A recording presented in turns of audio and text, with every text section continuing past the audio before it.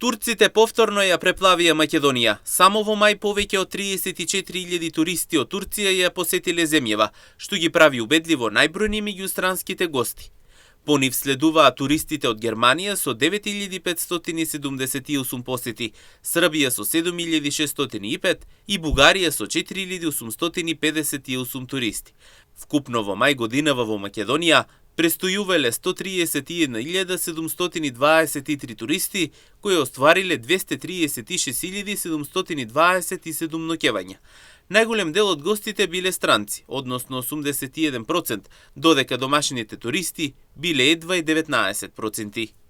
Земји од кои дошле најмногу странски туристи во мај годинава: 34.681 од Турција, 9.578 од Германија, 7.605 од Србија и 4.858 од Бугарија.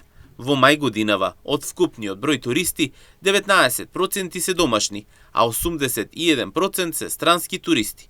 Бројот на ноќевањата во мај 2026 изнесува 236.727, од кои 24,2% се домашни туристи, а 75,8% од странските туристи, велат од Државниот завод за статистика.